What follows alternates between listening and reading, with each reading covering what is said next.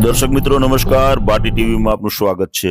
મિત્રો, આજે મોરબીના કલેક્ટર શ્રી વાંકાનેર ખાતે એક મીટિંગ બોલાવવામાં આવેલી અને વાંકાનેરના અમુક જે ગ્રામ્ય વિસ્તાર છે જ્યાં વીજ પોલ નાખવાના જે છે એના અનુસંધાને કેટલું વળતર મળવાનું છે, કઈ રીતે એની સિચ્યુએશન છે અને કઈ રીતે એનો કાર્યક્રમ છે એના વિશે બધાને અવગત કરવામાં આવેલા અને પોતે કલેક્ટર પોતે પણ શું કહે છે સાંભળીએ આપણે। ચાલુ વિવિધ ખેડૂતો, ખેડૂતના આગેવાનશ્રીઓ, વિવિધ ગામના સરપંચશ્રીઓ બધાને બોલાવ્યા હતા। સરકારશ્રી દ્વારા વિચારવામાં આવતી વિવિધ બાબતોમાં પણ એમને અવગત કરવામાં આવ્યું। કેવી રીતે વળતર બાબતે પણ સરકાર ખૂબ પોઝિટિવલી વિચારી રહી છે। જે વિવિધ અન્ય માંગણીઓ છે એ તમામ બાબતે પણ સરકાર કેટલી પોઝિટિવ છે એ ચર્ચા અમે આજે તમામ ખેડૂતના આગેવાનશ્રીઓ સાથે કરી છે।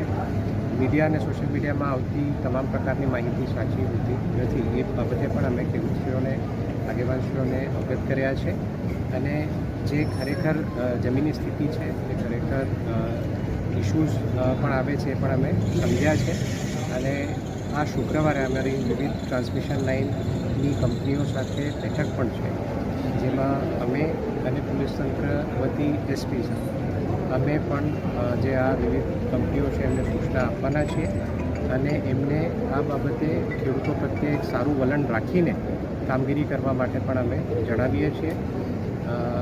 જે કંપની તરફથી વર્તન છે એ પણ સારું થાય એના માટે પણ અમે તમામ કંપનીઓને અગાઉ પણ કહેલું છે અને હજુ વધુ સખ્તાઈથી આ બાબતે અમે સૂચના જે વિવિધ લાઈનો છે એમાં અલગ અલગ ગામોનો સમાવેશ થાય છે।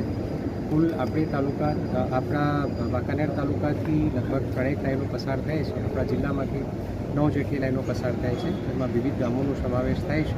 એ વિસ્તૃત માહિતી જો આપણે જોતી હોય તો એ પણ અમે આપને પ્રોવાઈડ કરીએ। સાહેબ, ખેડૂતોને ઘણી જગ્યાએ વળતર બાબતે નારાજગી જોવા મળે છે, તો એ નારાજગી દૂર કરવા બાબતે તંત્ર દ્વારા કેવા પ્રયાસો હાથ ધરવામાં આવશે? બિલકુલ, જે વળતર બાબતે પ્રશ્ન છે એ ચોક્કસથી સરકારશ્રીના ધ્યાને છે અને ગઈકાલે જે મેં આપને કીધું કે જે સરકારશ્રીની વીસી હતી એમાં બહુ જ પોઝિટિવલી આ મુદ્દા બાબતે ચર્ચા કરવામાં આવી છે અને ખેડૂતોને સંતોષ થાય એવો વળતર બાબતે સરકાર વિચારણા કરી રહી છે। મારું નામ ઇરફાન હુસેન ચૌધરી, ગામ પંચાસિયા, હું ખેડૂત ખાતેદાર હું। આજે અમને સાહેબે બોલાયા હતા જે આ કોરિડોર જે લાઈન આવે છે અદાણીની, અમને કાંઈ ઈમાયલું લાગ્યું નથી કે કાંઈ વળતર વધારે આપે કે કાંઈ આ લોલીપોપ ખોટા આપવા માટે આ ખેડૂતને બોલાયા હતા, ધાક ધમકી જેવું લાગ્યું। બાકી અમે અત્યારે જેતપર ખેડૂત જે બેઠા છે આંદોલનમાં તેમની સાથે છે અને અમે પણ વાંકાનેરમાં ઉગ્ર આંદોલન કરશું અમારી જો માંગો પૂરી નહીં થાય ખેડૂતની ત્યાં સુધી। ઓકે, મારું નામ ગોરધનભાઈ પોલાભાઈ સરવૈયા, ખેડૂત ખાતેદાર, ગામ છે ખરડી।